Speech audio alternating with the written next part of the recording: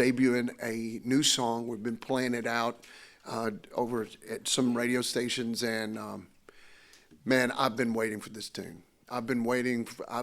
Look, I bought a brand new hat for this tune. I've been waiting for this one. You know what I'm saying? I feel like I finally found the hat that fits me. It's really a neat tune. It's one of those. I hope I can share about how this come about, and then I'll sing the song. But we were writing, and we wanted to really write a song. Jay and I, and actually the Ward brothers, Jay DeMarcus, he's the president of my record company, and actually owns the bus that's out here too. He's let me use his bus. But we talked, and we put that last song out, Just As I Am, and Grant said, you know what, that's great. He said, but I think you need something that's just that really digs down deep inside of you, and is really authentically you. And so Jay and I got together with Ward Brothers, and we started writing. But there was this time I was out, and they asked me to speak at a youth rally.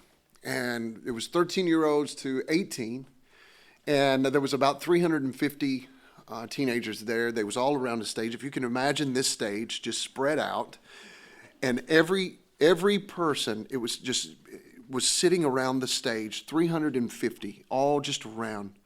And the Lord impressed on me to get them to talk to one another, talk about what they were fearful of, because we had just come through this crazy pandemic, and we come through, I just be honest, I think we have been going through, and I'm just going to be real churchy, okay?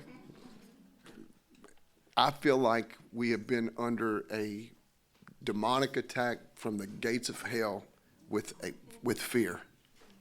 I believe the enemy just wanted to send fear at an all-time high at us. And so I wanted to talk to them. I wanted to get what they were fearful of. I wanted to talk with them about and share scripture with them about what they were, what they were dealing with. And I asked this one young lady, she was 14 years old, and I put the microphone in her face in front of 350 teenagers. I mean, she was real comfortable. And I said, what are you fearful of? And this is what I thought she would have said: the pandemic, the war that's going on. And you know what she said?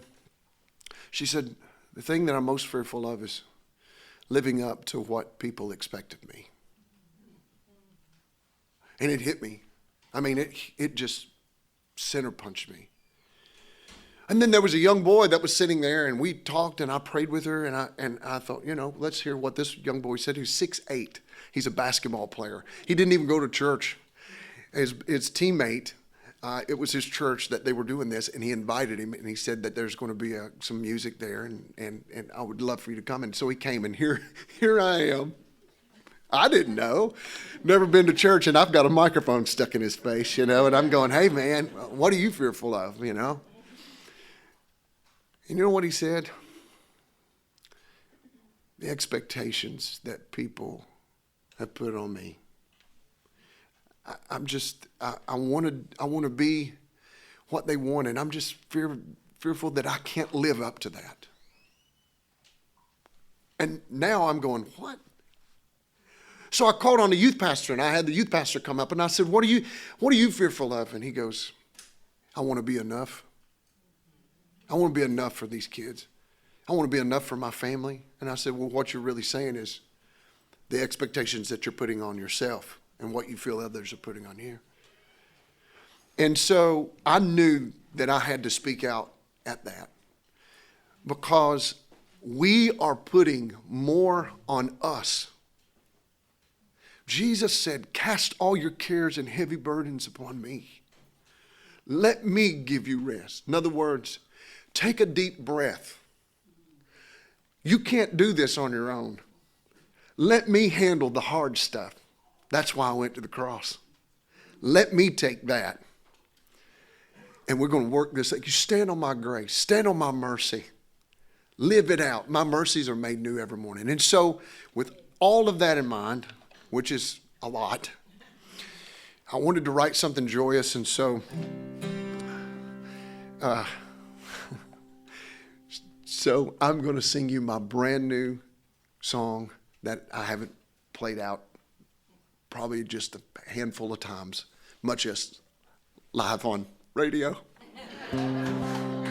So here we go.